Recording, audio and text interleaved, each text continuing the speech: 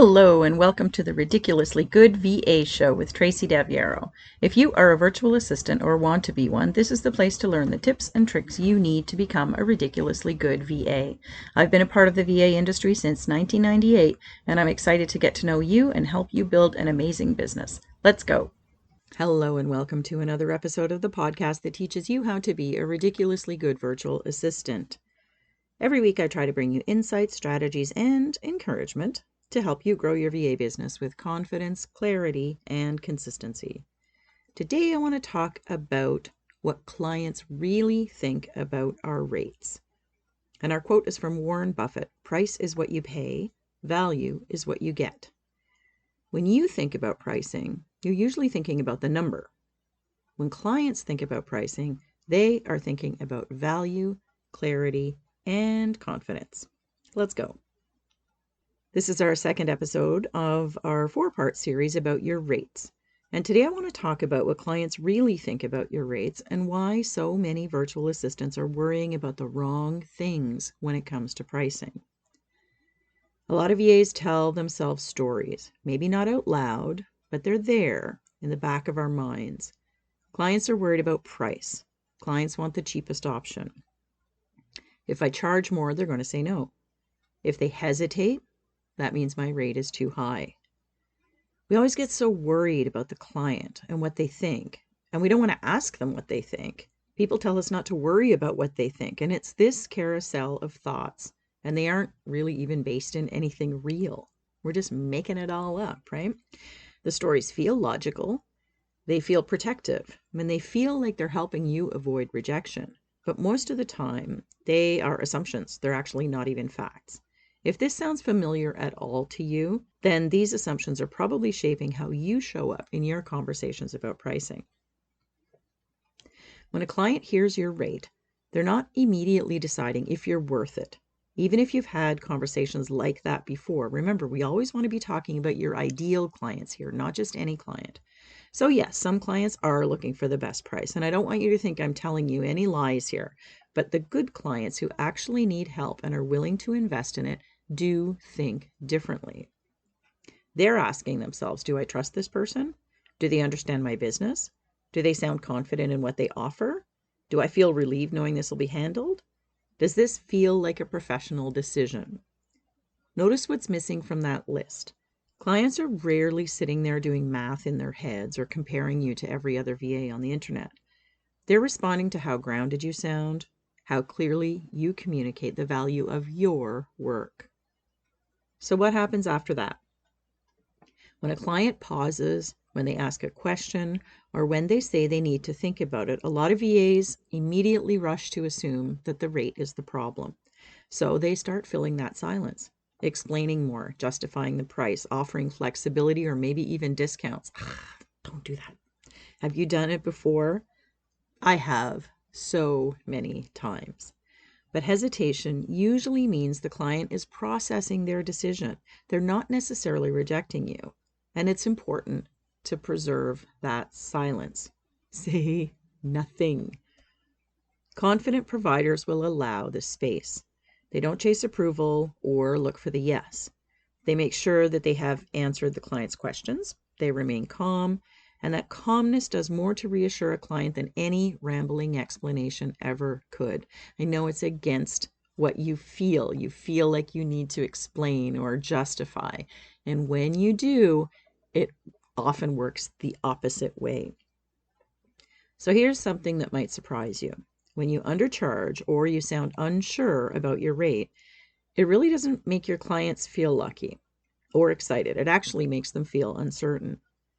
Clients can sense when something does not fully stand behind their pricing, and that uncertainty can show up by them asking more questions, maybe sounding like they're micromanaging you, maybe even gets into scope creep, and definitely a little less trust.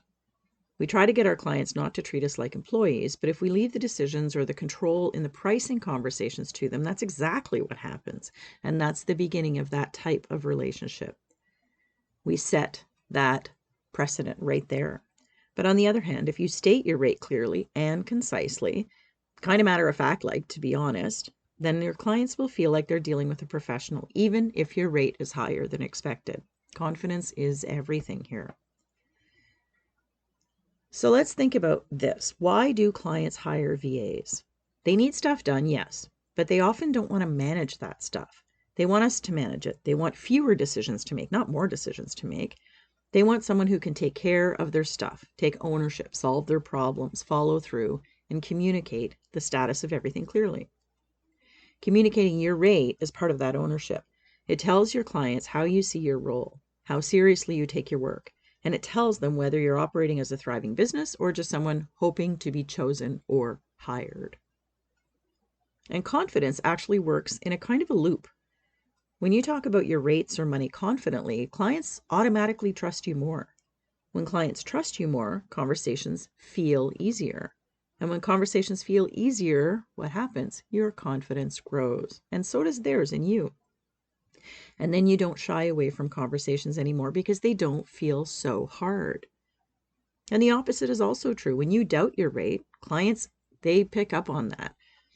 When clients feel that doubt, they probably ask more questions. And when they ask more questions, what happens? You doubt yourself more. It's like a bomb. It's terrible. That's when the explaining picks up again, and you either do bomb your discovery calls or you shy away from even doing them. And breaking that loop starts inside you. Doesn't start on the outside, doesn't start with the client. You need to be the one to break that loop. I talk to a lot of VAs who want to post their prices on their website, which is fine, but they want to do it because they just want people to contact them if they need help. And for some people, that might be a great idea, but you have to think of what kind of business you have. You are a support professional, and it's often just you and the client working together. So you have to be able to communicate with them. So even if it feels hard, it's something you need to practice and get good at if you're going to have a successful VA business, right? And I do tell you that often because it only takes one client to say yes for that confidence to emerge. And I can tell you this by experience. It's really true. I got some really good advice a long time ago from my colleague and coach, Diana Lidstone.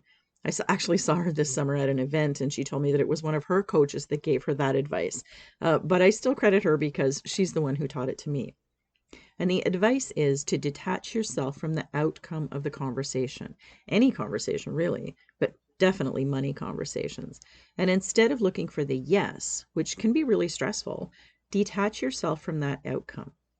Instead, look to see if you're a good fit. Look to see if you can actually help this person.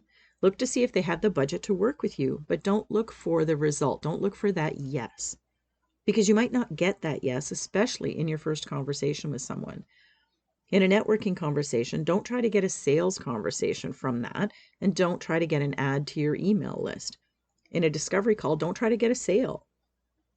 When I actually started doing this, the detaching from the outcome and just letting the conversation happen, I was very, very surprised by the shift that happened in me.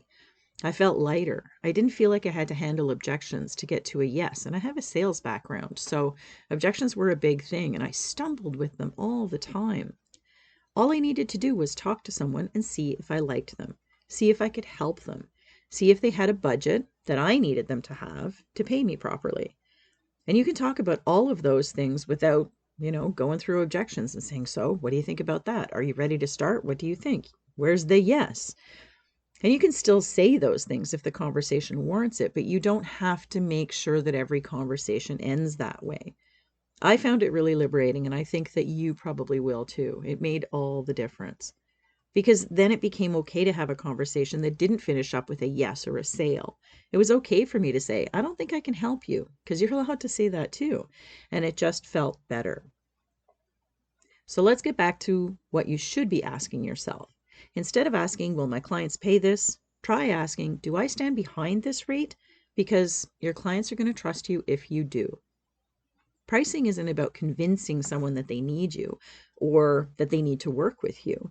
It's about agreeing that you can help them with what they need done and just inviting them to say yes. Let's circle back to today's quote. Price is what you pay. Value is what you get. If your pricing conversations feel heavy or awkward or stressful, it's not because your clients are unreasonable or the clients you're talking to. It's because something inside you doesn't fully believe in the value that you provide yet. That's probably a writer-downer, You have to believe in your value before anyone else will. So what do you need to do to believe it? You need to do the math. You need to write it down and see it. You need to know why you're charging what you're charging, and you have to be able to stand behind that. You can build that. I can help you. It's the only reason I'm here at all, to help you become a ridiculously good virtual assistant, right? In the next episode of this mini-series, we're going to talk about the hidden cost of undercharging and why staying at safe rates may be costing you far more than you realize. But if pricing has been coming up for you as you listen to this mini-series, that's probably not an accident. Most VAs don't struggle with rates because they're doing something wrong. They struggle because their pricing no longer matches the level of work that they're actually doing. Now, if that's you, I invite you to check out my packages workshop that I'm running in February. In the workshop, we'll focus on turning your services into clear, confident packages that make pricing easier to communicate and easier for your clients to say yes to. It's a hands-on workshop with your actual services. I'm not going to give you a template and have you fill it in. We're talking about your stuff, and we're going to create your actual packages. And we'll create packages that reflect your experience, set clear work scope and boundaries, and help you stop feeling awkward around those pricing discussions. So if you're ready for your pricing to feel simpler and more aligned, I'd love to support you inside that workshop. You can find all the details and register at the link in the show notes, or send me a DM and I'll send it all over for you. That's all I've got for you this week. I'm Tracy Daviero, the Confidence Coach for Virtual Assistants. Thank you so much for tuning in. I'll see you next time.